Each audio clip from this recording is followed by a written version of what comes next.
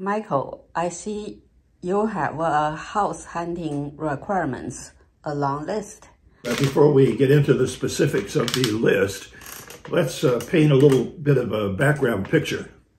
We've been married now over 20 years, and we've been here in this home, you pursuing your career as a clinical pharmacist for, what's it been, 12 years? Going on 13 years?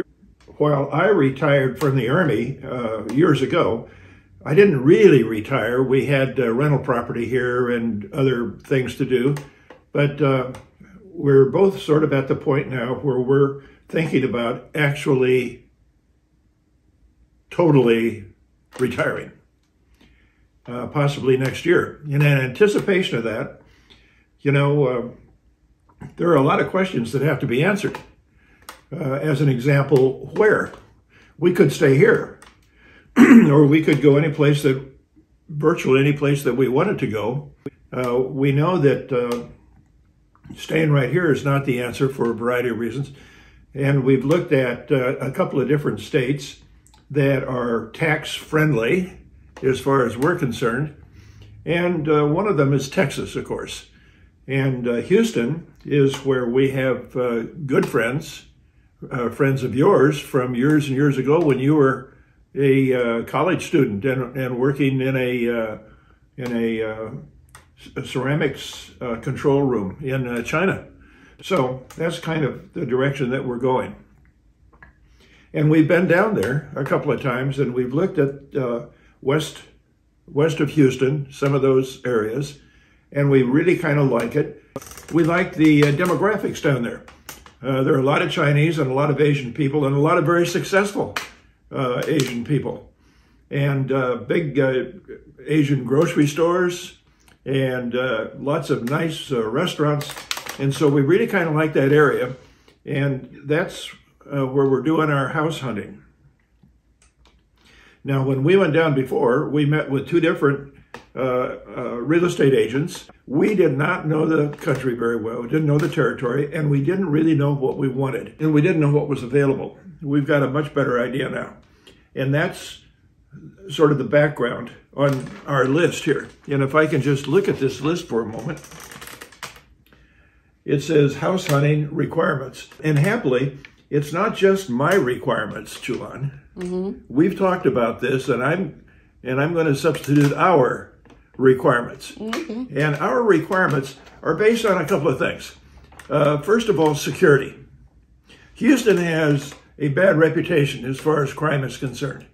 But like all big cities, crime down there is kind of isolated in a couple of different areas of the city. And we are not going there, obviously. So, security. And how do we reinforce that? Well, possibly by a upscale community, a gated community, and it would be the sort of thing that might have a clubhouse and swimming pool access. And we've seen several of those communities that have actually have a guard on the gate. In a lot of cases, you know, you punch in your number, the gate's open, and in you go. And that might be okay, but we're looking at something that's going to be a secure place, not just for us in the near term, but for you in the long term. And I won't be happy if I'm not sure that you're in a very, very secure circumstance. So that's part of it. The other has to do with comfort and convenience. And so those will be the kinds of areas that we're going to ask our real estate agents to focus their search in. We're talking about an emphasis on quality and low maintenance. Of course, there'll be a yard, but there's also a lot of yard maintenance companies down there, and so we'll deal with that when we have to deal with it. Houston also went through a devastating flood some years ago. And like those crime areas, the flooded areas are pretty well defined. It's for sure that we're not interested in living in an area that is a flood zone. We don't want to buy a big old McMansion that we have to take care of all the time. That would be kind of the story of the house taking over our lives, the tail wagging the dog sort of thing. So 3 or 4 bedrooms, 3 bathrooms, 3.5 bathrooms is the maximum amount. And we think that that's probably a useful number because we'll have visitors and family and friends visiting from time to time. And we want to, of course, have them staying with us. But we don't want anything that's bigger than that. We'd really kind of prefer a 1-floor home, a home on 1 floor. They're kind of hard to find. So our fallback would be a 2-story house, but the main bedroom would be on the ground floor. Convenient for us and convenient to the kitchen, convenient to the outdoors and so on. When we think about construction, we see some really nice homes that are brick or stone constructed. And some also have tile roofs. And that sort of construction, we find that to be very attractive. The interior, solid wood floors, tile floors, or stone floors are what we're looking for. A swimming pool would be okay, but it's not required if we buy in a gated community that has swimming facilities. But having our own swimming pool would certainly be a plus. That finishes up our list of housing requirements. And we want to give this list to real estate agents so that when we go down, we're not wasting their time and they're not wasting our time by running around looking at big old houses that are beautiful and that are much more than we actually want.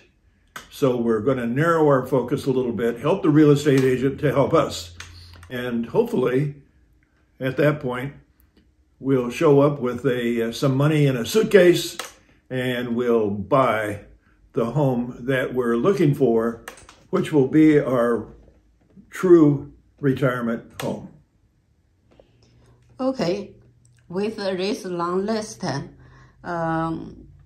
what will be the price range you want to pay for all the requirements? Yeah. That's a really good question because we see homes that are kind of in this category in the $500,000 range. But when you look at them carefully, there's a question about quality. Seems like a lot of money, and it is a lot of money, but there's a quality aspect to them. And maybe they're older houses, and maybe if you look at them carefully, maybe you got to think about replacing the roof or air conditioners or something like that. 600, 700,000, up to 800,000. Then it's newer homes, kind of in the same category. And then it's easy to jump up another notch or so into really beautiful homes. But again, suddenly you're looking at 5 bedrooms and 5 bathrooms, and that's just beyond what we want to deal with in the future. So there's kind of an envelope in there from $500,000 to maybe $800,000, $850,000. And that's hopefully what we'll be able to locate. So that's the price range. And the location is Sugarland, Katy, Memorial is okay, Cypress is okay. Cypress? Mm-hmm. Yeah, Memorial is okay. Energy corridor. Yeah, that's right. The tech corridor. All of these locations are in an arc west of downtown Houston. Are you open to buy an old home like a Memorial and then tear it down, build a new home? No, no, not at this point. That's way too much. You have no idea what you're talking about when you're talking about tearing down and getting rid of and then having a contractor build a new home. Mm-hmm. That's a multi-year issue. And frankly, I think that when we leave here, we need to be able to move into a move-in ready home that is everything that we're looking for and that we can really enjoy and make our own. To get involved in something more complicated than that at this point doesn't make much sense to me. So we will buy a house by the end of the year, right? If we cannot find the house we both like, now I will give up and I will send you next year to Texas. You can just choose whichever you like, and I agree. We will just move. Well, you know, another way to do that would be to buy a house in a development that would become a rental house. And we could move into and camp in a house until we find what we really want, and move into the house that we really want and turn that interim house into a rental. That's another way to think about it. Mm-hmm. Plan A is to find the right house for us up front. Mm-hmm. Now, you know, timing is really kind of important too. Our actual move hinges on your retirement, your final retirement date, and us being able to sell property that we have here, like the home that we're currently living in. We have a couple of rentals here in town that'll sell fast. We'll get rid of them whenever we want to. Selling this house and getting the money that we want to get is going to be a factor too. We could wind up with 2 homes at the same time, and I could spend more time down there while we're in the process of selling this house and while Chulan is retiring. Frankly, I don't want to do that. That's not the way I want to live. I didn't marry this woman to live separately. I'm not comfortable doing that, and that's a possibility. But that would find me being on the road back and forth entirely too often.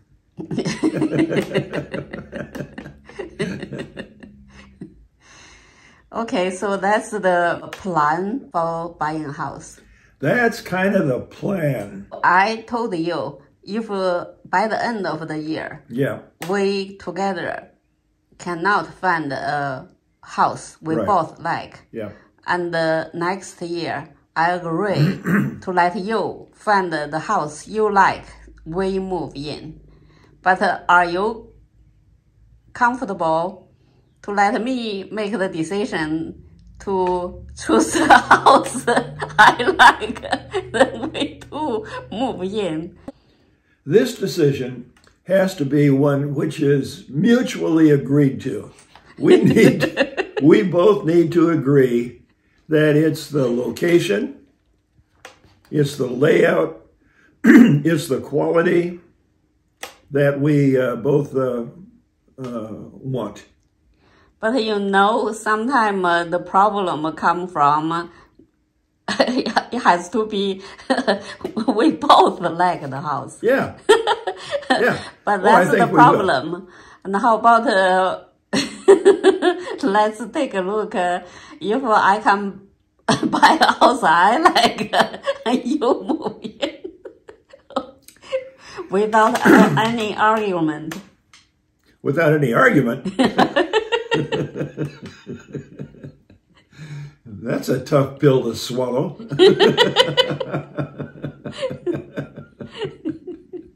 I'm happy working off of a list like this. I know, but I so don't far, think but now your listen. list is narrow enough to actually identify a house. Oh, yeah. Well, it identifies a category of houses. And in that category, we'll find something that we like, Chulan. Would I be comfortable giving you the suitcase of money and sending you to Houston by yourself?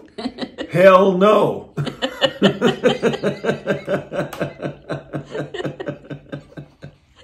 Now, would you be comfortable sending me off like that? I'm okay. Yeah? At some point. And I'll tell you why you're okay with it. Because you know that I'm not going to squirrel around and try to save $1,000. That's what I'm worrying about. Well, $1,000 or $10,000 is not particularly significant when you're talking about $700,000 or $800,000. Every dollar counts. Every dollar counts when you're going to the flea market. Okay, that's the house hunting part. Yeah. And another part of the story, are you ready to simplify your life?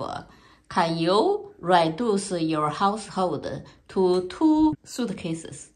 2 suitcases? Mm-hmm. Chulan, we couldn't even get your shoes into 2 suitcases.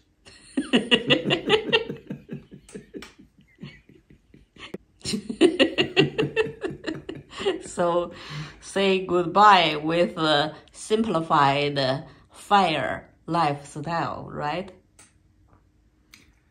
What's the purpose of simplifying in that way?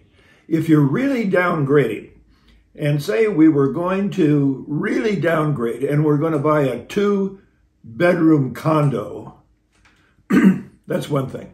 You know, a lot of people do that in retirement. They reduce and they just have 1 spare bedroom for guests, and we could do that too.